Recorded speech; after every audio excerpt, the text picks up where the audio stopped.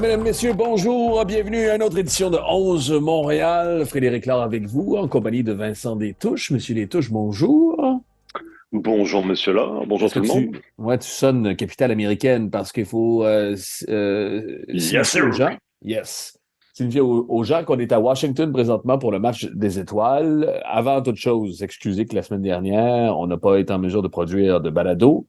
Euh, Problème de temps, problème d'horaire, problème technique aussi, bref, au confluent de tout ça. Désolé pour ceux qui s'attendaient à avoir un nouveau balado. Il y en a un cette semaine. Et malheureusement, autre chose, on doit aussi platement s'excuser. Il y aura seulement la version audio cette semaine, pas de YouTube. Alors, si vous êtes abonné à la chaîne YouTube, encore une fois, désolé. On va reprendre nos bonnes habitudes la semaine prochaine. Voilà. Washington, où il fait chaud. Présentement, on enregistre lundi après-midi, 33 degrés Celsius au thermomètre. 41% d'humidité, c'est assez chaud aussi. Je pense que c'est 5 ou 6 même degrés de plus que Montréal, entre autres, qui est notre base à nous, je sais qu'il y a beaucoup de gens qui nous écoutent de Montréal d'ailleurs. Alors voilà, 5 degrés de différence. Voilà pour le bulletin météo. Maintenant, euh, Lionel Messi, on peut pas l'éviter, hein, ça, mais les changements climatiques. Lionel Messi était là. On n'a pas vu, Vincent, parce que je sais pour toi, on n'a pas vu nécessairement le spécial que Apple TV a fait pour présenter Messi aux partisans là-bas à Miami, puis à l'ensemble de la MLS. On était dans l'avion. Mais ça a été assez intéressant comme mise en marché et peut-être de l'intérieur aussi, on peut voir que on va mettre le paquet. Hein. Il y a de plus en plus de gens qui sont sur le beat Lionel Messi, que ce soit pour Mhm. Apple TV, on en a croisé aussi chez The Athletic, et ils sont sur le beat. Il y a un beat Lionel Messi maintenant à MLS. Ouais, et pour être très honnête, je me demandais à quel point cet événement allait être populaire ou allait susciter de l'engouement dans le sens que ça fait tellement des semaines qu'on sait qu'il va venir, que tout le monde le sait, que c'est un acquis, que, ah ok, voir une présentation, il va arriver, faire deux, trois coucous, est-ce que ça allait vraiment, c'est ça, engager les gens, est-ce que les gens allaient vouloir se mettre en ligne pour regarder cet événement-là? Et puis, le sentiment que j'ai après avoir navigué un tout petit peu sur mes réseaux sociaux, c'est que oui, c'est que vraiment il y avait cette attente de le voir s'imprégner, s'intégrer dans cet environnement-là. J'ai un petit peu de d'empathie envers Sergio Busquets, qui a eu probablement la présentation la plus difficile de l'histoire, parce que comment passer dans l'ombre de Lionel Messi, c'est en même temps, tu me dirais, il a passé la majeure partie dans l'ombre de Lionel Messi, mais lui aussi, tu sais, aurait eu droit à une présentation en fanfare. Et bon, c'était un stade plein, il y avait les caméras et tout, mais bon, les gens étaient pas là pour Sergio Busquets. C'était un événement absolument incroyable et ça donne le ton. Je pense qu'on a bien vu que la MLS, que Apple, que tout le monde, est prêt à mettre les petits plats dans les grands pour Lionel Messi. Et peu importe si ça dure des semaines, ils vont y aller. Et ils ont raison. Ils ont tout à fait raison de le faire. Ce que je me demande, rendu là, à ce stade-ci des choses, mais là je me devance, mais en même temps c'est intéressant de poser les questions et de poser les bases des réflexions avant que ça commence réellement. C'est comment on va mesurer réellement l'expérience Lionel Messi en MLS.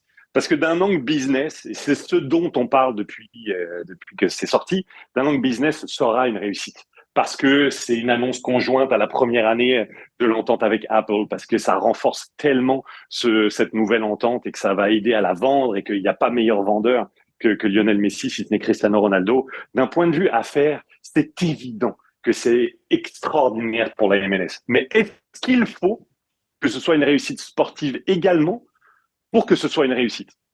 Et si ce n'est pas le cas, est-ce que ça vient entacher un peu l'expérience Lionel Messi ou peu importe, parce que la MLS, cyniquement parlant, a peut-être plus d'ambition en termes d'affaires? C'est la question que je me pose. Tu sais, bon, je veux pas faire rabat-joie nécessairement, puis je veux pas faire, hey, mais les 6 premiers mois restent des décevants au niveau sportif pour Lionel Messi. Non, on en a parlé parce que, ben, en même temps, je veux que les gens, je dis ça pour que les gens comprennent bien dans quoi on s'embarque présentement dans les 6 premiers, c'est-à-dire ce qui reste de l'année 2023 en soccer pour Lionel Messi. Et je veux pas nécessairement vous dire quoi penser ou quoi dire sur les médias sociaux, mais il y a des gens dans quelques semaines qui vont dire, on l'annonce déjà, bah ça y est, c'est redevenu une ligne de retraite, il vient aussi sur un pied peut-être. Là, ça reste à voir comment il va aborder les matchs aussi, mais j'ai pas le sentiment qu'on va être flabbergasté par ses premières minutes, ses premiers mois à Miami, comme ça a été le cas. Et je pense, pour en parler à des gens autour, je pense que les gens sont prêts à ça. Sont prêts. Ça a été le cas avec David Beckham quand il est arrivé. Même ça a été 2 ou 3 ans, David Beckham, ça n'a pas fonctionné au LA Galaxy. À un moment donné, il s'est mis à jouer à cause qu'il s'est libéré des blessures, puis s'est senti un peu plus investi. Puis ça a été un succès à ce moment-là, sportif. Parce que, tu le dis, le nouveau marketing, c'est presque déjà réglé. Mais si tu veux, puis tu vas m'accompagner là-dedans, mais ce qui reste au niveau sportif pour Miami, il reste 12 matchs à la saison de l'Inter Miami, OK? Puis on est dernier en MLS, de loin, OK? De loin. 6 matchs à domicile et 6 matchs à l'extérieur, ça, c'est pas à rechigner ou c'est pas à mettre de côté parce que ça va être intéressant de voir aussi combien de voyages il va faire, à quel point il va être engagé là-dedans aussi. Dans les 6 voyages à l'étranger, 2 sur surface synthétique, Atlanta et Charlotte. C'est pas des mauvaises surfaces, mais Charlotte, au dernier de l'année, moi, je ne m'achèterais pas des billets pour Inter Miami, Charlotte, en fait, Charlotte, Inter Miami, là-bas, à la fin. Ils sont tous vendus de toute façon, donc Ouais. Non, tu peux exactement. plus. Mais il y a du monde qui risque d'être déçu parce que si tu me dis, est-ce qu'il joue contre Charlotte au dernier match de l'année, moi, je pense pas. Mais as-tu vu ce que le commissaire a dit par contre? Parce que ça, Ouais. c'est quand même intéressant et c'est là que tu vois qu'on est passé dans une autre atmosphère, voire stratosphère. C'est que le commissaire a dit, puis là, euh, il jase quelque part parce qu'il dit ça, mais je suis pas sûr qu'il puisse réellement dire ça et qu'on puisse prendre ça pour argent comptant. Mais Don Garber a dit que son attente est que les clubs concernés, tu parles d'Atlanta, de Charlotte, installent une surface naturelle temporaire pour les matchs où Lionel Messi pourrait éventuellement s'aligner. C'est dingue là quand il pense. Là. On n'a pas Imagine, fait ça hein? pour personne auparavant. Mais non, mais Charlotte en plus. Mais je Écoute, pense pas que ça arrivera. Je mais pense non. pas que ça arrivera, honnêtement. Je Charlotte en pense pas que plus ça va être en arrivera. pleine saison NFL aussi, parce que là, on est rendu au mois d'octobre, hein? Puis Ouais, Charlotte. mais de toute façon, Mm, c'est pour ça que je te dis, je pense pas que. Mais je trouve ça intéressant qu'ils se commettent à dire ça. Parce mm. que ça veut quand même dire que c'est une sorte de réflexion. Là. C'est rare que le commissaire Don Garber se laisse aller à des commentaires vraiment déplacés par rapport à la réalité.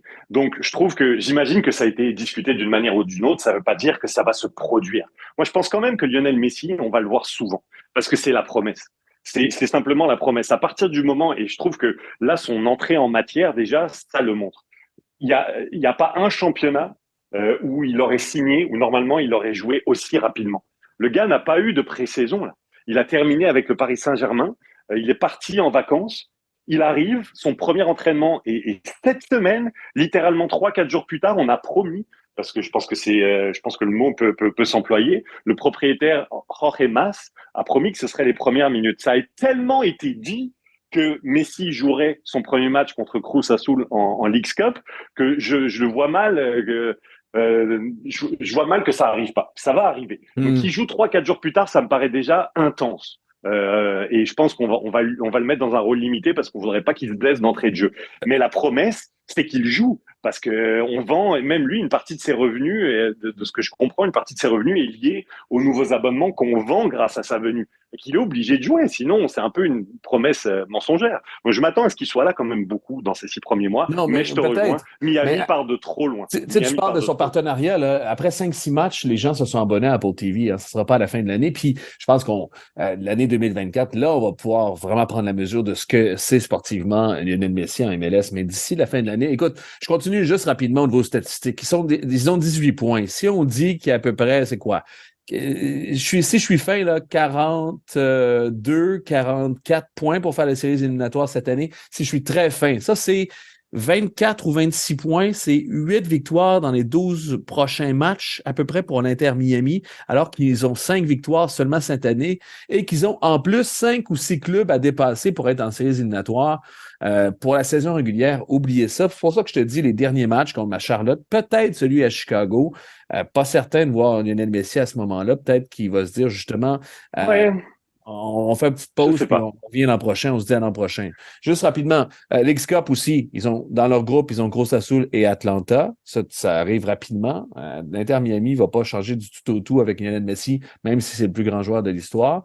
La seule chose qui pourrait être intéressante, peut-être, parce que là, ça serait pas mal, mais en même temps, c'est pas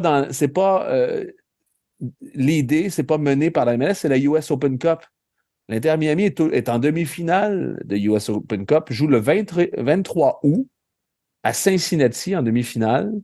Puis s'il devait se rendre en finale, ce serait Houston ou RSL contre eux. Mm-hmm. Ça, peut-être. Mais en même temps, la US Open Cup, c'est pas quelque chose nécessairement qui est sous l'emprise, un, d'Apple TV, puis deux, qui est vraiment... Ça a été rabroué cette année par Don Garber.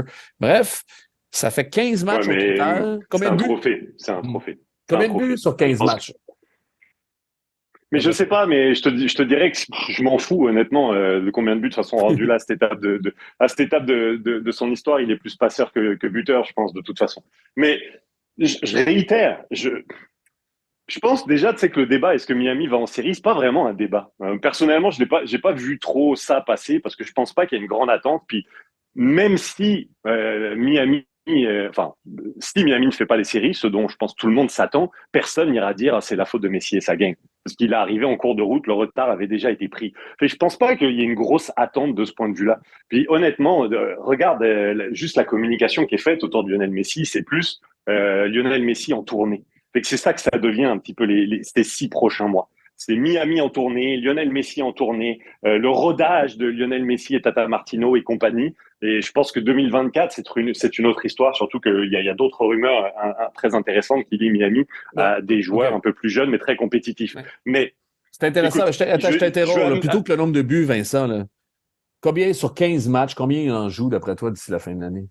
Environ. Là. 15 matchs, ça inclut, les compétitions confondues? C'est ça. 12 matchs de saison régulière, 2 de Leagues Cup minimum. S'il se qualifie, ce sera plus. Puis au moins un de US Open Cup. Donc, toute compétition confondue, c'est 15. Je t'avoue que j'ai un petit peu du mal à voir comment ils vont gérer son...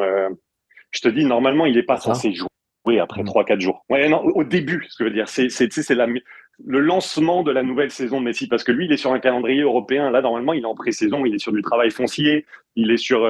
bref, il est pas normalement en jambes, normalement, pour être compétitif et jouer des 90 minutes. Fait que je sais pas à quel point ils vont le gérer au début. Je te dis, je pense que la promesse, c'était de le faire jouer. C'est la promesse de vente de la MLS et d'Apple. Fait que je pense que sur ces 15, je serais surpris qu'on le voit moins que 12 fois. Je serais très surpris. Parce que tu as des matchs aux Red Bulls, à LA, Atlanta, c'est des gros marchés. Chicago, quand même, aussi, à l'extérieur. Ouais, mais tout ça, ils vont vouloir le vendre. Ça va être le vendre et le mettre de l'avant. C'est des gros matchs. Puis encore une fois, c'est la promesse. Moi, je veux juste revenir sur un tout petit aspect que tu mentionnes, parce que je pense que l'arrivée de Lionel Messi à Miami, elle est différente de bien d'autres arrivées de superstars. Et tu as parlé de David Beckham. La différence avec ce Miami-là, c'est que Messi, il vient pas tout seul. Je suis vraiment intrigué de voir comment le fait qu'il arrive avec Tata Martino, qu'il connaît intrinsèquement de Barcelone et de l'Argentine, avec Sergio Busquets, peut-être avec Alba, peut-être avec Iniesta, ça reste à venir. Là, c'est vraiment une prise de contrôle d'un club. C'est pas arrivé réellement auparavant. Quand Thierry Henry arrive, quand Drogba arrive, quand Beckham arrive, quand les autres superstars arrivent, Zlatan arrive, ils s'insèrent dans une dynamique. Okay, puis ils essaient d'élever les standards, puis d'amener du spectacle, évidemment, les clubs dans lesquels ils arrivent à un autre niveau. Là, c'est une prise de contrôle de la part de gens qui se connaissent, qui savent comment jouer ensemble. Et je suis intrigué de voir à quel point, justement, ils peuvent amener Miami à un meilleur niveau rapidement. Alors, je réitère, je ne pense pas que Miami ira en séries éliminatoires. Ça me paraît très improbable. Mais je tomberais pas en bas de ma chaise si au final, et il faudrait quelques autres arrivées, hein, là c'est pas suffisant, là, mais avec quelques autres arrivées, dont celle que je viens de citer, je tomberais pas en bas de ma chaise si Miami finit par devenir compétitif assez rapidement. Intéressant. J'ai des doutes. J'ai des doutes. Je pense qu'on va se servir des... Ben, Simon, tu as raison, en même temps, il y a deux choses. Il y a cette tournée-là, hein, puis c'est peut-être comme ça qu'on va prendre... puis c'est probablement ça que s'est engagé Lionel Messi. Mais le début 2024, le renouvellement aussi de la saison, le renouvellement des abonnements d'Apple TV, ça va être là le moment le plus intéressant. À voir. Bref, on dit que son premier match, on enregistre le 17, on est assez proche quand même. Hein. C'est le 21, c'est vendredi prochain, donc 21 juillet, si vous attrapez ce balado avant. Jetez un œil sur ce match contre Cruz Azul. Puis l'autre affaire, il est là contre Cruz Azul, il est là dès le départ. Probablement. Non, Non? mais non.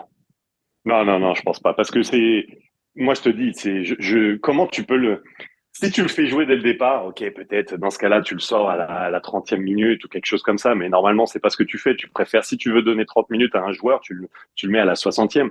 Écoute, peut-être qu'ils vont le faire, hein. Je suis pas devin, puis j'arrête pas de parler de promesse. Alors, la promesse, ce serait de voir Messi dans un 11 partant, génial. Mais ça arrive pas, ça.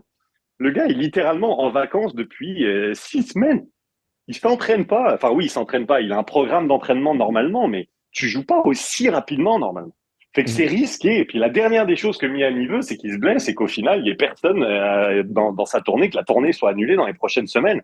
Et je pense qu'on va gérer son temps de jeu. Ça me paraîtrait en tout cas sain et normal. Donc je m'attends plutôt à le voir en cours de match, comme on avait fait avec Zlatan. Rappelle-toi, le fameux LAFC contre LA Galaxy, c'était très rapidement après son arrivée, presque trop rapidement pour qu'on le voit. On l'a quand même mis sur le banc. Il est entré en cours de match et c'est devenu un match légendaire. Enfin, je m'attends à quelque chose comme ça. À voir, donc, 21. Maintenant, cette semaine, avant le 21, 2 jours avant, ça sera le match des étoiles, c'est le 19, mercredi. Il y a le concours d'habileté aussi, le 18, mardi. Je ne sais pas si ça vous Mais oui. intéresse. Bon, on n'est pas là, on ne veut pas nécessairement passer pour des charlatans, mais nous, on a du plaisir avec ce genre de match-là. C'est les yeux, il faut voir, je dis souvent ça pour le match des étoiles. Il faut les voir avec les yeux d'enfant. Il y a le concours d'habileté. Cette année, en fait, c'est la même chose, mais on a déjà... on a déjà, comment dire, même à MLS en termes d'exécution, on a déjà de l'expérience aussi. Ça reste à voir. Mhm. L'alignement d'AMS est pas mal aussi. Bouanga, Espinoza, Benteke va être là, entre autres, pour le concours d'habileté. Alors, ça sera à voir ça. Euh, Arsenal aussi, c'est pas mal, hein. Personnellement, c'est pas mal aussi, ouais. Euh, L'alignement pour le concours d'habileté, il y a Ødegaard, il y a Kai Havertz, nouveau joueur, il y a Balogun, l'international américain, il y a Jorginho qui est là.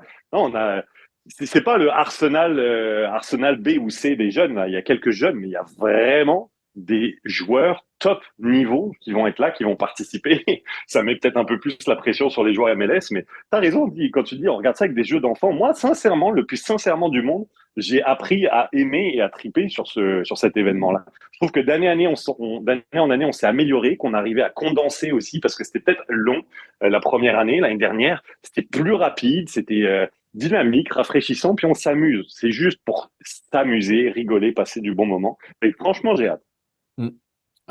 D'ailleurs, c'est bien aussi qu'on vienne avec Arsenal, avec une grosse cylindrée Oui. européenne, parce qu'on aurait peut-être fait une surdose de Liga MX là, à ce moment-ci, surtout avec la Ligue Cup qui arrive. C'est bien d'avoir Arsenal aussi. Ça fait vraiment un match de gala à ce moment-là. En parallèle, Don Garber a dit il y a une réunion des gouverneurs aussi cette semaine. On va Mhm. essayer de simplifier les règles de la MLS. Puis je Très pense que bien. j'ai pas grand-chose à dire, sinon que ce que je dis et ce qu'on dit depuis dans le balado depuis un bon moment déjà, c'est que la MLS doit vraiment accélérer à ce niveau-là. Puis Lionel Messi en rajoute une couche. Le point d'absurdité a été atteint quand on a signé Insigne pour 14 millions de dollars.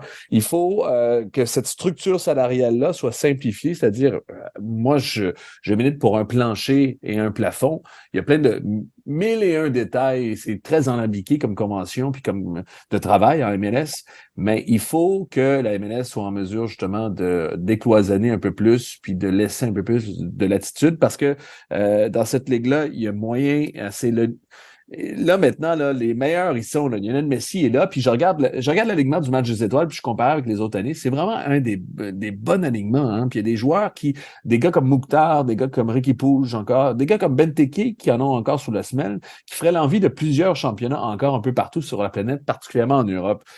Maintenant, à ce moment-ci, c'est les académies, c'est les joueurs moyens. Ils disaient souvent que c'était les joueurs 4 à 7 qu'il fallait dans les dernières années augmenter. Là, on est de 7 à 11 aussi. Il va falloir augmenter cette qualité-là. Puis ça revient à cette absurdité-là que je souligne par rapport à Insigne. Si tu payes Insigne 14 millions cette année, c'est fou et c'est ridicule de pouvoir le payer 14 millions, mais de ne pas pouvoir payer 14 joueurs 1 million dans ton effectif. C'est relativement le même argent. Alors, il faut enlever les petits trous dans cette ligue aussi, où il y a des propriétaires, on le voit avec Miami, qui sont prêts à allonger le cash pour tirer la ligue vers le haut. Voilà, c'est tout. Écoute, de toute façon, je pense que il y a personne au monde qui va dire que c'est pas une bonne nouvelle. Il y a personne. Et c'est là que pour moi, c'est ça la plus grande absurdité. C'est qu'on en soit encore là, alors que tout le monde convient que c'est trop. La somme de tous ces règlements, de ces contraintes, et puis de toute façon, tout le monde le sait qu'à un moment donné, la MLS a ajouté une règle par rapport à une autre règle, et donc ça contraint telle règle qui amène une telle règle également. Bref, à un moment donné, ils sont partis dans un labyrinthe et il n'y a plus de sortie. Fait qu'il faut casser le labyrinthe tout simplement. Et puis c'est ce qu'il dit, c'est ce que le commissaire a dit de manière très honnête. Je trouve qu'ils ont présenté quelques idées, quelques pistes de travail au bureau des gouverneurs pour essayer de simplifier la structure salariale afin d'aller conquérir de nouvelles audiences. Alors ça, on peut l'interpréter de bien des manières, mais bon, je pense que vu la direction qui a été prise notamment avec Messi, avec Miami, ce serait logique de penser que la MLS veut permettre justement aux clubs qui veulent investir, comme Miami l'a fait avec Messi, de les laisser faire. Maintenant, comment tu les laisses faire tout en protégeant que la MLS a patiemment construit pierre après pierre pendant toutes ces années. Et c'est pour ça qu'ils ont gardé tous ces mécanismes, c'est-à-dire la jeunesse, les académies, permettre que les jeunes d'ici, d'Amérique du Nord, aient des places dans les effectifs, que ce soit pas juste un assemblage de joueurs onéreux internationaux. Fait que ça, c'est intéressant. Et c'est pour ça que ton idée de plafond et de seuil et de plafond est intéressant parce que je pense que là, on met quand même une contrainte au club qui fait que tu pourras pas faire tout ce que tu veux. J'ai hâte de voir quelles sont ces différentes pistes, honnêtement, mais on en revient à ça, c'est que il est temps. Il est Ouais. temps qu'on passe à l'étape suivante et qu'on permette une nouvelle ère et une nouvelle évolution de cette ligue. Parce que, puis j'essaie de penser à qu'est-ce qui pourrait empêcher justement qu'il y ait une simplification, puis le fait qu'il y ait seulement un plafond puis un plancher salarial, comme dans les autres ligues de nord-américaines notamment. Parce que tu me corrigeras, mais moi, les seuls points que j'ai, c'est au niveau sportif. Ces petits trous-là sont là pour s'assurer qu'il y a de la parité, qu'il y a une certaine parité et que, tu viens de le dire, les jeunes locaux puis les talents locaux trouvent place dans les alignements, dans les formations. Mais c'est surtout aussi une valeur de business, c'est-à-dire que ça crée de la valeur parce que tu contrôles tes dépenses, tu contrôles aussi justement ta masse salariale. Encore, si on regarde, la convention collective est signée jusqu'en 2027, puis elle augmente pas beaucoup. La seule façon qu'elle augmente, c'est par des joueurs désignés puis justement des joueurs tables discrétionnaires. Mais en même temps, ils sont contrôlés, leur masse salariale. Ça, en tant qu'investisseur, c'est franchement intéressant. Ça offre des certitudes dans ton investissement. Puis l'autre affaire, je me dis, ça sert à ne pas larguer des propriétaires qui sont peut-être qui tirent de la patte ou qui dépensent moins ou qui ont moins de revenus. Montréal est de ceux-là aussi. Montréal en étant une des équipes qui encore perdent de l'argent. Il y en a plusieurs équipes de la Ligue, ceci dit, qui perdent de l'argent. C'est un haut pourcentage. En termes d'opération chaque année, j'entends, parce qu'ils font de l'argent, parce que M. Saputo a payé sa concession 40 millions, puis elle vaut maintenant 250 millions et plus aussi. C'est pour pas les larguer. Alors, je me demande à quel point, justement, on n'est pas rendu à un moment où euh, c'est ça. Ce serait quoi? Est-ce que les riches vont devenir plus riches puis les pauvres vont devenir pauvres? Tout dépend des montants que tu mets, hein, parce qu'encore une fois, tu peux faire évoluer la ligue et permettre justement des investissements un peu plus larges ou mieux répartir l'argent à travers le vestiaire, tout en tout en donnant des contraintes à ces clubs-là. Tout dépend, c'est quoi le montant du plafond. C'est sûr que si tu mets un montant qui est déraisonnable, que seul Toronto, Miami ou les LA voire Atlanta peuvent atteindre, oui, là, mais de toute façon, les plus grandes ligues au monde vont dans ce sens-là, où il y a que quelques clubs qui peuvent vraiment s'assurer, on va dire, d'une vraie compétitivité à l'intérieur de leur ligue. Mais je pense que si tu mets un plafond qui est quand même raisonnable, Ouais. je pense qu'on reste dans une sphère d'une certaine parité et Tu peux que pas ça mettre de peut mettre taxes, par justement un contre, peu hein? plus de pression. Ouais, tu peux mettre tu sais, si tu voulais mettre une taxe, mettons, si tu mettais un plafond à X millions et une taxe comme ça se fait notamment en NBA, comme ça se fait au baseball, je crois aussi. Ouais, Mais il faudrait réouvrir la convention collective. Alors, ça aussi, j'imagine faut le faire avec doigté parce qu'il y a une convention collective, convention de travail, où sur là-dessus, il y a des socles sur lesquels on repose cette entente-là, c'est-à-dire le partage des revenus, combien ils vont aux joueurs aussi. Alors, j'imagine que ça doit être très complexe à naviguer. Mais en ce moment, assez simple, je penses qu'un Je pense plafond pas est qu'on ira penché? vers les taxes d'entrée de jeu. Non. Non, parce qu'il faut garder ça simple. Si tu fais une transition, c'est pas pour repartir avec d'entrée de jeu beaucoup d'astérisques et d'exemptions, et surtout pour le point qu'on vient de dire. C'est-à-dire que je pense que malgré la transition qui va s'opérer, où je pense qu'on va pouvoir délier un peu plus facilement les cordons de la bourse, je pense que ça va rester capital et je pense que c'est un principe directeur de cette ligue depuis le début de garder une certaine parité.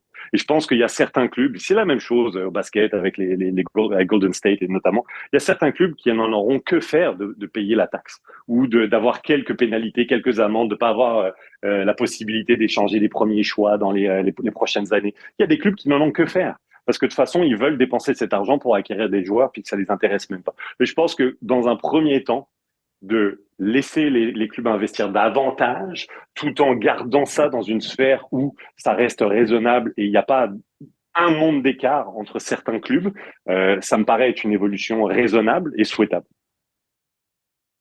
Tu sais, puis théorie du complot, quand tu es dans un bureau présentement là, de la MLS et de Apple, puis tu parles de ça, puis tu dis ça pourrait avantager justement les clubs qui ont de l'argent. La parité aussi, on s'est beaucoup posé la question, est-ce que c'est bon pour les codes d'écoute ultimement? Parce que quand il y a moins de parité, c'est assez simple d'incarner les personnes, puis les personnages, puis les équipes ultimement. Si tu regardes en Liga, tu as Barcelone, Real Madrid, c'est eux qui font les grosses codes d'écoute, puis c'est eux les champions, puis c'est eux les Ouais, Goliaths. mais là, on parle d'un marché mature. On parle d'un marché mature versus un marché qui est même pas je vais même pas dire croissance, mais en construction. C'est que les bases de la MLS et Je comprends. les bases du soccer dans notre continent sont solides, mais les bases de cette ligue et des marques fortes sont encore en construction. Et donc je Mais pense que à ce stade-ci des choses, tu peux pas encore. Faut laisser les belles histoires encore. Mais si, Faut que tu je te parle de permettes ça. complot, là, je te parle de complot. Si la balance, là, penche un petit peu plus vers, justement, les riches et les pauvres, un petit peu, pas nécessairement, mais est-ce que, au niveau national, c'est pas plus intéressant d'avoir une équipe, justement, qui est une équipe royale qui est prête à aller, justement, à la Coupe du monde des clubs, à gagner la Ligue des champions de la CONCACAF, justement, à briser des plafonds sportifs, des plafonds de verre sportifs, si on veut s'exprimer ainsi. C'est peut-être pas une mauvaise idée dans les circonstances, puis de temps à autre, avoir justement un petit pousset qui arrive, puis qui a tout le temps été dernier, mais qui a une année justement réussi en un éclair de génie à brasser LAFC, à brasser New York, à brasser Moi, je pense Miami. pas. Non? Je pense qu'à ce stade des choses, la MLS bénéficie plus d'avoir des chocs entre LFC, Miami, LFC, Atlanta et d'autres équipes. Je pense que tu as vraiment besoin de cette concurrence aussi pour Mm. justement, tu sais, tu t'installes pas artificiellement au sommet de la pyramide. Là, tu deviens pas le club royal juste parce que le propriétaire a un petit peu plus d'argent. Tu le deviens parce que tu gagnes les gros matchs, parce que tu as créé des souvenirs Non, collectifs mais ouais, ouais. immémoriaux là. OK. Fait qu'il faut que tu gagnes ces batailles-là. Je pense que la MLS profite de, tu sais, les matchs légendaires dont on parle là, puis Mm. la fameuse finale de l'Est entre Montréal et Toronto, tu sais, c'est ça la légende de la MLS, c'est ça la grande histoire, c'est ça qu'ils veulent, j'imagine. Mm. Et que dans ces matchs-là, tu vois, ce qui est arrivé, LAFC Philadelphie avec le but de Gareth Bale, puis les pénaltys et tout, boum, on est en plein dedans. Fait que c'est Mm. ça qu'on veut encourager à ce stade-ci. Donc je pense que s'il y a 4, 5, 6 clubs qui en profitent, peut-être que la MLS dira oui, Moi, c'est pourquoi plus pas. ça. Sauf que Ouais. tu as quand même 23 autres propriétaires qui ont une majorité au niveau des votes qui, eux, vont dire non. Donc, Ouais. je sais pas comment ils Non. vont s'en sortir, Et les autres. inversement, en même temps, c'est ça. Si, en même temps, si au niveau national, parce que c'est ça le problème. Au niveau local aux États-Unis, ça fonctionne. Puis c'est au niveau national, puis maintenant avec Apple, c'est global aussi. Est-ce que cette ligue-là est compétitive au niveau global? Puis est-ce que ça prend justement un petit débalancement ou voire un gros pour justement amener ce produit-là encore plus haut? Alors, ça, c'est la théorie du complot qui à mon avis, là, du moins quand je réfléchis à ça. OK. Je pense qu'on a fait le tour de ça. On va faire une petite pause. De l'autre côté, justement, on va rester dans le macro parce qu'on va parler de Leagues Cup. Alors, on va aussi revenir rapidement sur le CF Montréal. Merci d'ailleurs de nous écouter. Abonnez-vous à nos fils, nos différents fils de podcasts, si ce n'est sur YouTube ou encore sur le balado avec Vintage, avec seulement du son. Voilà, une courte pause, on vous revient. De retour sur les zones de 11 Montréal, Frédéric Laure avec vous en compagnie de Vincent Destouches. Hey, on fait-tu un petit bout sur le CF Montréal, Vincent? parce que je pense Ah bah, qu'on a avec un plaisir. peu éludé ces derniers temps. Moi, je veux juste... ouais, ça va être ma lettre d'amour à Samuel Piette. Je devrais lui envoyer de façon intime, là, mais je vais le faire dans ce balado-là. Attention, ça peut être malaisant, par contre. Oui, c'est ça. Tu sais, c'est le Tu lui même envoies une syndrome. lettre intime d'amour, je sais pas. Attention à envoyer le bon message, Samuel Piette, Mais de pas trop te tromper. merdouille, je pense qu'on a fait une erreur. L'ensemble des commentateurs du foot, ou du moins du CF Montréal, a fait une erreur. On n'a pas assez parlé de l'absence de Samuel Piette. Puis à quel point ce gars-là est important. Moi, je pense qu'on l'a vu face à Charlotte. Puis je pense que le fait que ce soit un produit local, un Québécois, on va le dire, on a tendance à faire ouais, pas Piette. Je vous invite à aller voir l'émission où j'ai parlé de Mathieu Chouanière aussi. Je me suis un peu choqué à propos des commentaires qu'on pouvait faire à propos de Mathieu Chouanière. C'est la même chose pour Piette. C'était la même chose à l'époque pour Bernier qu'on envoyait à la retraite alors qu'il avait encore 3, 4 saisons dans les bottes. Il a été extraordinaire. Puis tu sais, il est revenu, on l'a senti particulièrement émotif à son retour. Piet, moi, je ne sais pas si tu l'as senti comme ça, mais il a beaucoup parlé qu'il était content, il appréhendait son retour, c'était spécial pour lui. Il est en train de connaître une année un peu de chenoute. Hein. Il y a eu l'affront de la Coupe du Monde où il n'a même pas joué Bah, une pas mal, ouais. la fraude à la Coupe du Monde. D'ailleurs, on n'a peut-être pas encore, on aurait dû souligner puis utiliser ce mot-là, un affront. John Herdman ne l'a pas fait jouer alors que les 4 années précédentes, il était dans tous les groupes.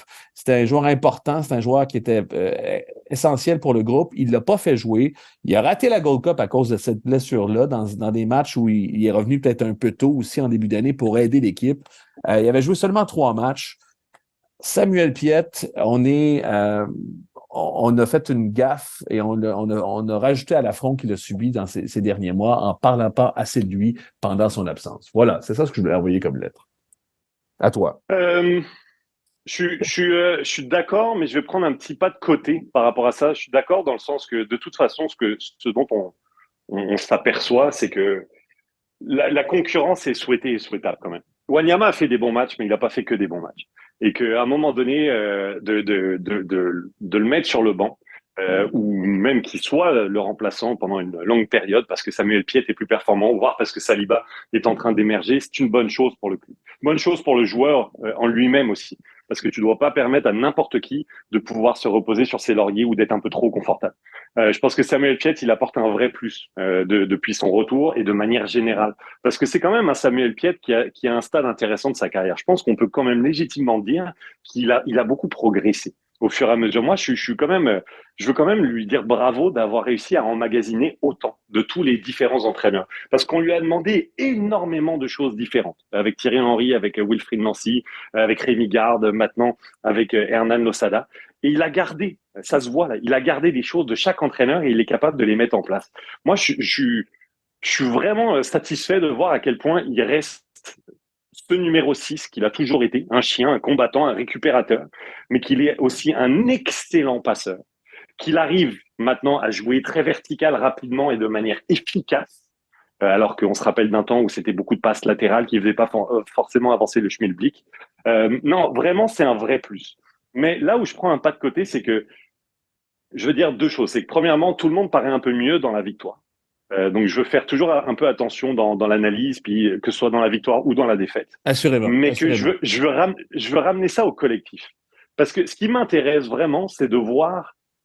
Moi, ma grosse déception à ce temps-ci de l'année, et tout le monde parlait de l'Osada, est-ce que c'est le bon entraîneur, pas le bon entraîneur, ou quand il y a une victoire, ça va, quand il y a une défaite, ça va pas, c'est un peu, bref. Moi, ce qui m'embête, c'était qu'à ce stade de la saison, on soit encore en recherche. Que l'Osada soit encore en recherche de ses hommes, de son système, de comment jouer. On est encore en recherche. Mais quand tu vois un match comme celui de samedi, et peu importe que l'adversaire soit bon ou pas bon, là, tu te dis, OK, c'est bon. Il y a une porte qui s'ouvre avec la lumière un peu au bout du tunnel. Tu vois, OK, elle est là, l'équipe de l'Osada. Elle est là et c'est pas anodin que Piet soit là. C'est pas anodin que Chouanière soit là. Parce que c'est le seul qui a ce Mais en. profil-là dans l'effectif. Le seul. Autant Piet, ils ont des profils différents, mais tu as deux numéros 6, tu as Piet, tu as Wanyama et tu as Saliba qui, à mes yeux, est un 6,5, c'est pas un 8. Et bref, c'est soit un 6, soit un 6,5. Tu as des gens dans ce registre-là. Mais il n'y a pas d'autre Chouanière. Et que Herrera revienne, que Lassiter soit à gauche, même si là, en ce moment, c'est un peu plus difficile. J'aurais vraiment été intéressé de voir Lassila Palainen à ce moment-ci de la saison. Et dans le système qui a été joué samedi, j'aurais trouvé ça très intéressant que Camacho soit revenu au centre de la défense. Et que, en plus, qu'on l'aime ou qu'on l'aime pas, Ofor soit titulaire avec son côté travailleur, dérangeant, le pressing qu'il fait, le duo qui peut être très intéressant avec Opoku. Il y a quelque chose là dans un 11 type et une manière de jouer avec ce pressing beaucoup plus haut. Et j'ai beaucoup parlé dans les derniers matchs à la maison du fait qu'en phase de possession, on passait d'une défense à 3 à une défense à 2. C'est Camacho et Waterman la plupart du temps. Corbeau passe à gauche, ça permet à Lassiter de jouer en tant qu'ailier. Ouais. Et ça permet, puisqu'il joue en tant qu'ailier, quand à la perte du ballon, de faire encore plus de pressing avec Ofor, avec Opoku qui a ce volume-là aussi, etc., etc. Vincent, Ouais. je t'interromps là, parce que tu dis beaucoup de choses, là, mais j'aimerais J'ai ça les pas prendre. fini, mon gars. J'aimerais ça les prendre une par une, OK? Est-ce que tu veux ou pas que je fasse mon riff et que tu fasses ton riff sur Wanyama Piet, c'est-à-dire on n'a peut-être pas besoin d'un quand on a l'autre? Ou est-ce que c'est emmerdant, ça? Bah, non, c'est pas que c'est emmerdant, c'est que c'est facile de le ressortir après les victoires ou après les bons matchs de Piet, c'est ça que je vais dire. C'est après les bons matchs de Wanyama, on dira Wanyama, il est quand même utile. Moi, je pense qu'on a bien vu depuis le début de la saison, tu vois, si Wanyama n'avait pas été là au 2 avril, après la blessure de Piet, avec un Saliba qui était complètement en perte de confiance, on aurait été bien emmerdé du côté du CF Montréal. C'est vrai, c'est vrai. Fait que je pense que Wanyama, il a son utilité, surtout au salaire où il est cette année, qui est franchement, c'est une affaire. Maintenant, je pense que pour aller un peu dans ton sens, avec le niveau affiché par Piet à ce moment-ci de sa carrière, le fait qu'il est autant emmagasiné, qu'il soit vraiment dans la fleur de l'âge, que c'est maintenant qu'il va jouer son meilleur soccer, avec l'émergence de Saliba, encore une fois, pour moi, il est dans ce registre de 6,5, il n'est pas en 8.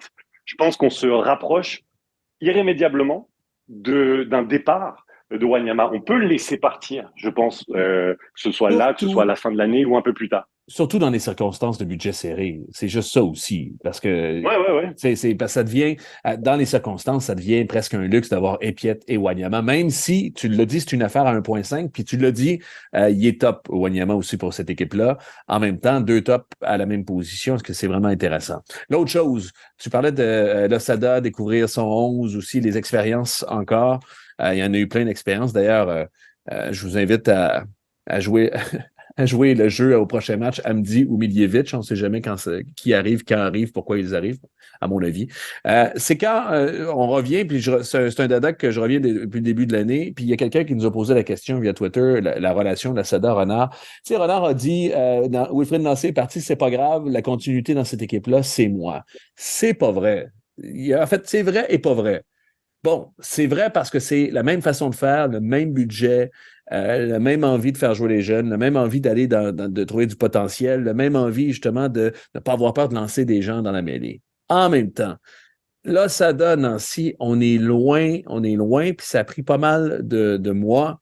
Puis c'était une nouvelle équipe en plus, ça a pris pas mal de mois pour continuer là-dedans. Même il y a il y a des joueurs qui étaient là avec Nancy, qui n'étaient pas du tout dans la continuité, puis ça a été un des problèmes du début d'année. Camacho, Waterman, Miller notamment, c'est ça. Est-ce que, en ce sens-là, si je veux aller plus loin dans cette réflexion-là, j'ai l'impression que, notamment, l'arrivée d'Opoku, ça, c'est un joueur, Losada, vraiment, Opoku.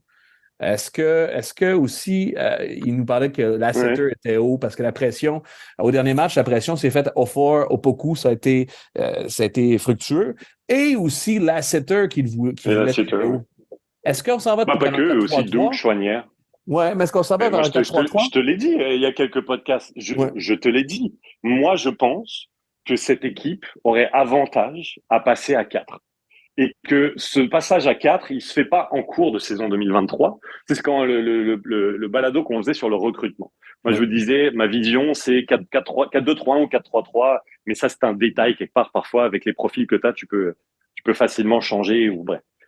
Je pense que cette équipe a avantage à jouer comme ça en 2024 et que pour jouer comme ça, il faut savoir peut-être prendre des opportunités sur le marché dès maintenant. Il y a une vraie faiblesse en poste d'arrière latéral gauche, mais aussi d'ailier, si on veut jouer comme ça. Et si tu as des opportunités, fais-le. Parce que, et si tu fais ce que tu veux, bien sûr, mais moi, ça me paraît clair qu'il devrait passer comme ça. Fais-le parce que tu ne sais pas, tu as Lassiter, tu as Lapalainen, il y a éventuellement Kyoto qui peut jouer dans l'aile, mais bon, on ne sait pas si Kyoto va rester. Vilsain pourrait, j'imagine, éventuellement. Donc, on n'a pas on parle de ça, de passer à 4. mais on n'a pas les joueurs pour passer à 4. Mais je pense qu'avec Losada, s'il reste et avec ce qu'il veut pratiquer comme soccer, il y aurait intérêt. Maintenant, je veux revenir sur ce que tu as dit, c'est la continuité, c'est moi. C'est ce que dit Renard. Il n'y a pas forcément de continuité il n'y a pas de continuité, on l'a beaucoup dit, entre Nancy et Losada, ça c'est clair. Mais il n'a pas tout à fait tort quand il dit ça à Renard, parce que quand il pense, Nancy s'est fait donner des joueurs par Renard qu'il ne voulait pas ou qui ne rentraient pas nécessairement dans sa réflexion. Kai Kamara, c'est le meilleur exemple. Wilfried Nancy ne voulait pas de Kai Kamara là. Losada, c'est un peu la même chose. Tu vois, je suis pas certain que Bryce Duke est le genre de numéro 10 que voudrait Hernan Losada. Mais ça fait longtemps que Renard aime Duke, ça fait longtemps que Renard aime Opoku. Ce sont des joueurs qui étaient suivis, où il y a des discussions qui ont eu lieu avant même que Losada signe. Fait que c'est pas totalement faux quand il dit qu'il continue à faire l'équipe que lui, il a en tête. Et c'est là où j'en reviens à Losada, ce qui m'embête. Et là, elle est où la responsabilité? Est-ce que c'est les joueurs qui sont pas révélés? Est-ce que c'est les entraîneurs qui n'ont pas su trouver la bonne solution? Est-ce que c'est le directeur sportif qui n'a pas donné exactement les bonnes clés? Ou est-ce que la responsabilité est partagée? Bref, on reste dans une première année, dans une transition, il peut y avoir des excuses et des explications et tout. Mais on tarde à voir vraiment cette identité claire, forte et qui se répercute de match en match. Moi, je l'ai vu samedi. Je sais quel genre de foot et quel genre de profil il faut pour cette équipe. Je pense que Losada également. Et c'est là où il était intéressant dans ce qu'il a dit après Charlotte et dans ce qui s'est fait. Il a dit, oui, mais là, vous me parlez de pressing. Le pressing qu'on a effectué contre Charlotte. C'est vrai qu'il était bon. Il était bon pendant 45 minutes. Moi, j'ai beaucoup moins aimé la deuxième mi-temps, mais je pense que c'est pas tant qu'il y avait une moindre volonté de pressing, c'est que je trouve que la défense reculait trop. Et donc, bref, puisque les lignes étaient distendues, c'est beaucoup plus difficile de faire du pressing. Mais ça, c'est un détail. C'est que ce que Losada a dit, c'est que si vous voulez qu'on joue comme ça, il faut qu'on mette les profils pour jouer comme ça. Et là, en l'occurrence, on les avait ce soir, parce qu'il y a les retours de blessures, il y a les retours de sélection, etc., mais je les ai pas tout le temps eus. Et on peut lui donner ça. C'est vrai qu'il n'a pas eu tant de matchs où il a pu aligner ce qu'il pense ou ce qui se rapproche de son meilleur 11. Alors, je suis intéressé de voir s'il y a une continuité maintenant. Parce que je dis, à ce moment-ci de l'année, on devrait y voir un petit peu plus clair. Mais là où je vais lui donner beaucoup de crédit, et je termine là-dessus, c'est que autant il se cherche beaucoup, Losada, puis il a les défauts de ses qualités, les qualités de ses défauts. Là où je le trouve vraiment intéressant, c'est qu'en tout cas, il n'a pas peur d'essayer, d'être créatif. Et il donne sa chance à tout le monde. Tout le monde a sa chance dans cet effectif. Honnêtement, tu regardes le temps de jeu, tout le monde, dans la rotation ou en cours de match, peut rentrer et essayer de grappiller des points, voir sa place. Ça, c'est bien, c'est intéressant. Et il n'a pas peur de mettre des joueurs importants sur le banc, que ce soit des Duke, des Wanyama, etc. Et il est créatif. Moi, ce qu'il fait en fin de match, là, avec Zachary Broguillard, je trouve ça non seulement ingénieux, mais je trouve ça génial. Parce qu'on l'a vu plein de fois, Zachary Broguillard, avec Nancy notamment, rentrer en fin de match dans des missions offensives. Et essentiellement, c'est la même idée. Sauf que là, Losada, il est allé une coche plus loin. C'est pas grave. Il n'y a pas le profil, c'est pas un attaquant, c'est pas grave. Ce que j'aime, c'est ce que je vois dans son football, dans ses qualités, c'est sa vitesse. Et j'ai besoin de vitesse actuellement. Et bon Dieu que ça a fonctionné. Fait que là, tu vois que tu as quand même un esprit footballistique qui marche, qui est en marche et qui est capable de voir et d'inventer des trucs. Ça, je lui donne vraiment un gros point là-dessus. OK, il faut faire ça vite parce que le temps nous presse. C'était fort intéressant, mais il faut parler de la Ligue Cup. Juste, et j'avais ça dans mes notes, puis on n'en parlera pas, mais la semaine dernière, on avait dit c'est peut-être une occasion ratée. Zachary Broguillard s'en va avec le Canada, ne joue pas là-bas, puis il revient alors qu'il y a Herrera revient, fait un match d'enfer aussi. Et ça fait juste souligner ce qu'on disait. Puis c'est pas de la faute de Zachary, c'est pas de la faute, c'est les circonstances. Puis des fois, une carrière de joueur professionnel est faite de circonstances, puis d'addons, puis de rencontres. Il y en aura probablement d'autres pour Zach. Puis en même temps, tu l'as dit, il est encore dans la rotation, puis il peut être intéressant, du moins. Rappelle-toi, Chicago. Être une arme pour Losada. Oui, là, rappelle-toi, Chicago, Losada, puis Losada et Herrera. Herrera puis Broguillard sur le côté. Ça pourrait être intéressant pour la suite. Ouais, les deux. C'est une option. Les deux allaient vite sur ce côté-là. OK. Leagues Cup, il faut absolument en parler.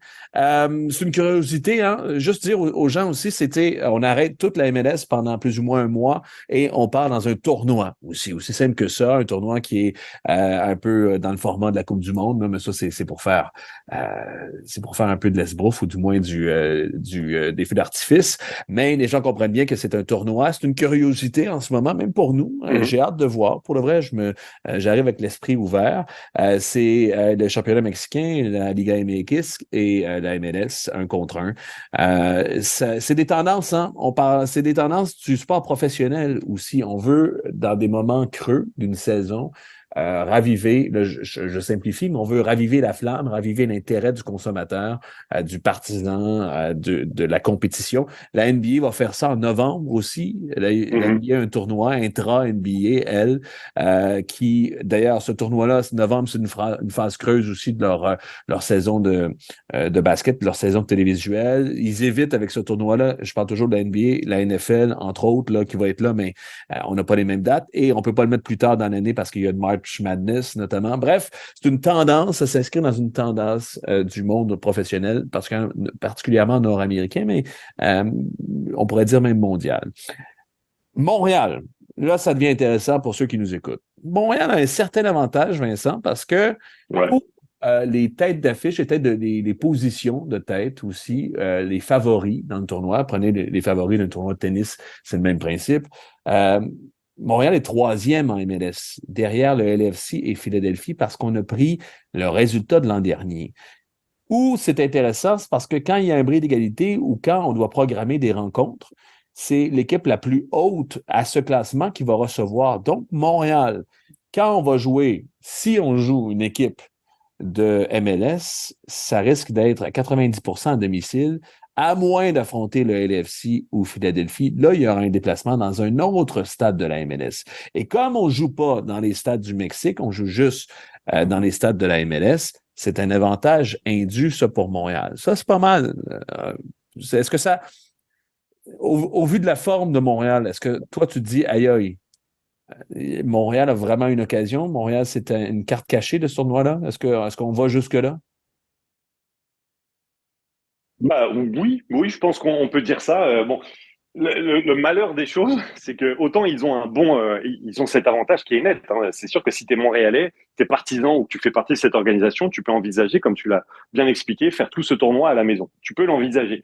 La seule chose qui m'inquiète un petit peu pour les partisans, c'est que justement le groupe de Philadelphie et celui de Montréal se croisent dès les 16e de finale. Fait que si Montréal fait un petit faux pas, par exemple, ou que Philadelphie fait un petit faux pas, il pourrait y avoir justement Montréal-Philadelphie dès les 16e de finale, qui fait que Montréal serait sur la route face à une équipe qui est toujours compliquée pour les Montréalais. Donc c'est le petit hasard du calendrier et surtout du tirage de sort qui fait que bon, ça peut se compliquer éventuellement, mais en même temps, tu vas pas gagner cette coupe sur un plateau d'argent. Il faut que tu ailles chercher les matchs et tout. Non, je trouve que c'est super intéressant, ne serait-ce aussi que parce que si tu fais cette pause au milieu de l'année, faut que tu t'en serves aussi, et je pense que certains clubs l'ont dit, pour faire des expérimentations, mais aussi pas pour aller encore plus te mettre dans le rouge. Et c'est là où je suis intéressé de voir comment il va se manifester, se dérouler cette Leagues Cup. C'est une vraie nouveauté, c'est une vraie curiosité. C'est complètement renforcé cette curiosité par le fait que Messi va jouer ses premiers matchs, comme par hasard en plus face à Cruz Azul, l'un des meilleurs clubs mexicains, ce qui fait que tu t'assures en plus d'avoir le public mexicain et américain et mondial qui va regarder ça, ça va être dément. Mais je trouve qu'ils ont pris déjà d'emblée leur place un peu, parce que je sais que j'ai déjà entendu des gens dire oui, mais la League Cup avec la Ligue des Champions, hein. Non, ils ont pris leur place un peu dans l'échiquier en dessous, parce que ce qu'il faut expliquer, c'est que si tu termines dans les 3 premiers de cette League Cup, les 3 premiers s'assurent d'une place en Ligue des Champions. Donc ils prennent leur place dans Je te l'échiquier corrige, en Coupe des champions l'an prochain. en Coupe des Champions, pardon. En Oh, Coupe des Champions. ça devient mélangeant, par contre. Ouais, mais tout ça pour dire qu'ils prennent leur place dans l'échiquier en dessous. Et ça, je trouve ça intéressant. C'est clair, c'est limpide d'entrée de jeu. Fait que je suis curieux de voir à quel point les clubs vont le prendre au sérieux ou pas, à quel point ils vont prendre des expérimentations. Mais ce qui est sûr, à mon sens, c'est que tu fais pas cette coupe pour te mettre encore plus dans le rouge et tirer la langue pour le sprint final. Fait que si tu es Montréalais et que tu penses pouvoir jouer presque toute cette compétition à domicile, que les joueurs restent dans leur famille, vont pas voyager de droite à gauche, c'est un avantage énorme, pas seulement pour la Leagues Cup, mais aussi pour la fin de saison MLS. Pour vous situer, les groupes, c'est des groupes de trois. Peut-être que vous le savez, là, mais je veux juste m'assurer qu'on est à niveau aussi, ceux qui écoutent 11 Montréal. Des groupes de trois, les deux premiers sont qualifiés pour les 16e de finale. Montréal est dans le bien nommé East 2, ou le groupe de l'Est, le deuxième groupe de l'Est. Donc, avec Pumas et DC United, les deux passent au Stade Saputo. Puis tu en as parlé, en 16e, c'est soit le gagnant ou le deuxième du groupe Est 1, là, on est jumelés, 1 et 2 sont jumelés et 3, 4 sont jumelés pour les 16e. Donc, tu l'as dit, Philadelphie, possible, dès les 16e, Tijuana ou Querétaro pour deux clubs mexicains dans le groupe de Philadelphie qui sont dans l'Est 1. Puis, si jamais il devait y avoir un 8e de finale, il y a NYCFC, ça c'est pas facile quand même. NYCFC, la Nouvelle-Angleterre, les Red Bulls, le Toronto FC, et les deux équipes mexicaines, Atlas et Atlético San Luis. Ça, c'est le parcours pour l'instant du CF Montréal. Il faudra voir là, si on est capable justement d'entrer face à Pumas. Tu penses que début de saison, milieu de saison, c'est vraiment un gros avantage pour le CF Montréal, pour la MLS, pour les clubs de MLS dans ce tournoi-là? Parce que, je veux juste mettre un bémol aussi, il y a des clubs qui arrivent au mois de juillet, c'est rotule pas mal. Je pense à LAFC, Ben ouais. Nashville. Nashville, c'est en pente descendante en ce moment. Euh, tu, à regarder, là, au test à l'aveugle, tu préférais être dans les circonstances d'un club mexicain ou dans les circonstances d'un club MLS? Bah, le club MLS, c'est clair. Ouais. En plus, là, pour le coup, pour les clubs mexicains, ils viennent Déplacement. à peine de commencer. Ils viennent déjà à peine de commencer leur classement. Je pense qu'ils ont leur saison. Je pense qu'ils ont fait 3 matchs seulement, à peu près. Donc, ça tombe vraiment bizarrement. Puis eux, c'est ça. Pour le coup, ils sont loin. Ils sont loin de chez eux. Déplacement sans arrêt, vie d'hôtel. Tu passes d'une ville à une autre. Non, Montréal a un avantage clair, clair, clair. Puis, mais dis-toi que ça va être l'inverse peut-être l'an dernier. Si Montréal s'assure pas d'un meilleur classement au général en 2023, bah, c'est eux qui vont se retrouver peut-être dans la position de voyager davantage l'an prochain, parce que tu peux te retrouver avec des clubs MLS dans ce groupe-là. Bref, c'est un avantage, faut en tirer profit, ça reste une coupe intéressante, et il faut se rappeler à quel point tout le monde s'était pris au jeu du tournoi MLS is back en 2020. Alors on avait tous un peu un appétit pour... pour le foot, pour le retour du foot à ce moment-là, en pleine pandémie, mais on s'est tous un peu pris au jeu. Puis je pense, je pense que c'est raisonnable de dire que c'est là qu'est vraiment née aussi cette Leagues Cup 2.0, parce qu'elle existe depuis quelques années sous un autre format.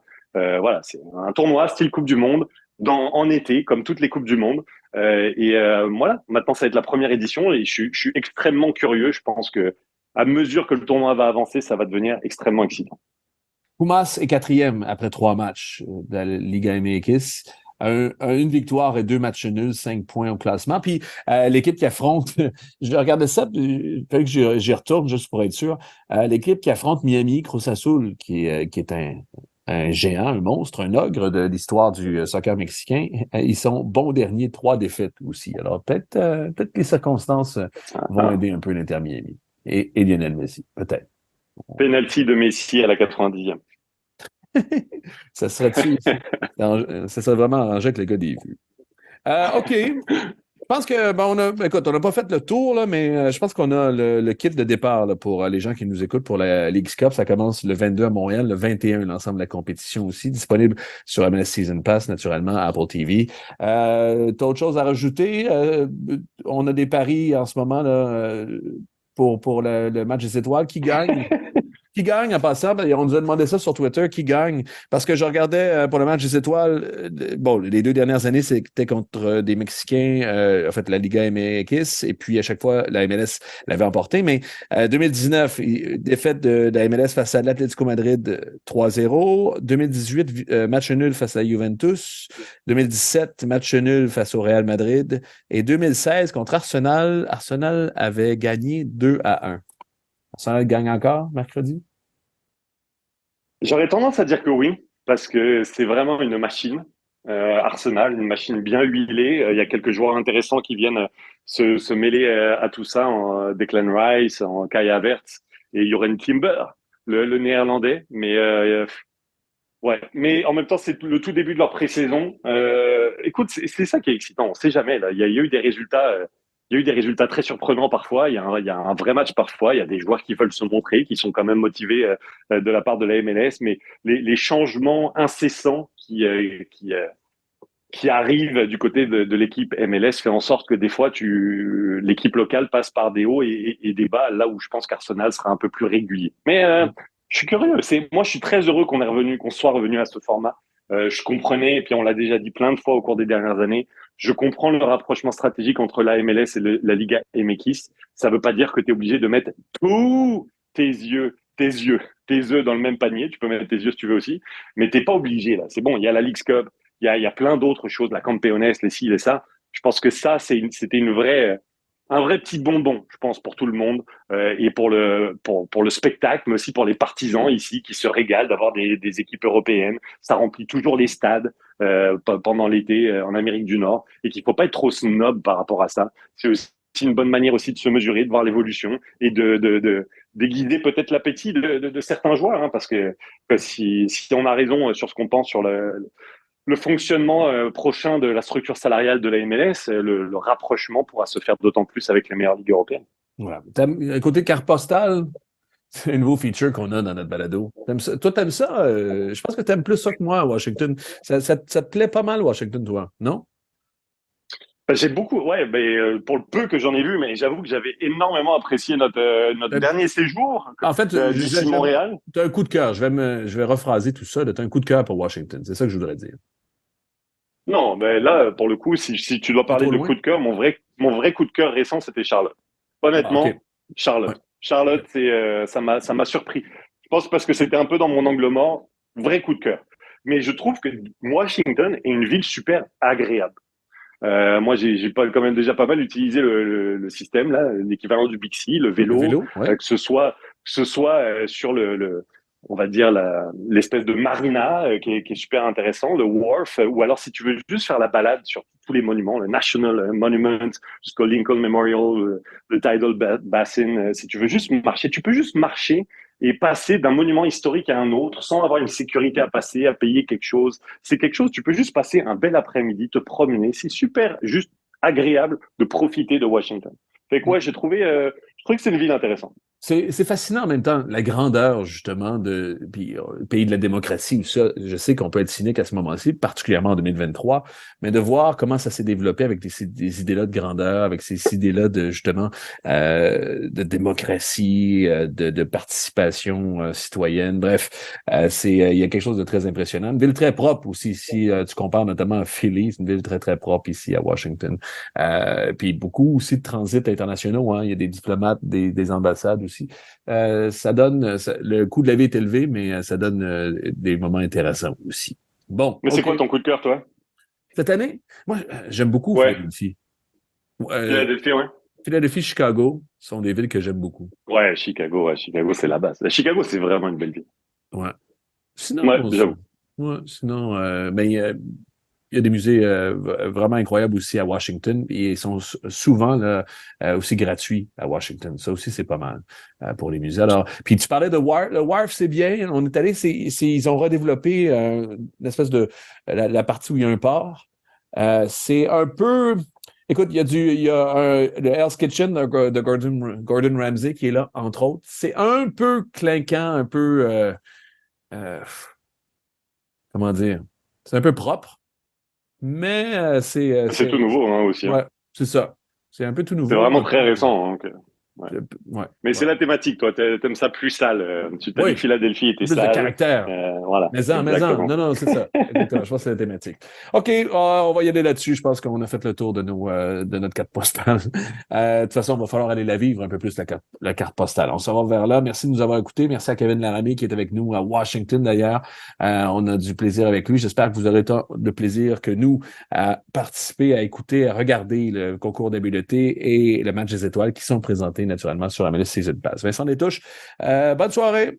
Puis on se Merci. dit, Bonne semaine à tout le monde. à tout à l'heure aussi. Fais attention, là, va-t'en dans le lobby, puis attends les dignitaires, puis fais-toi des amis dans le match des étoiles. Puis essaie de trouver Mathieu Choignard dans tout ça. C'est comme où est Charlie? Où est Mathieu Choignard? OK, je suis allé trop loin, là. Il faut finir. Je pèse ça. Oui, il y a où le bouton stop? OK, pèse sur stop. Bonne soirée.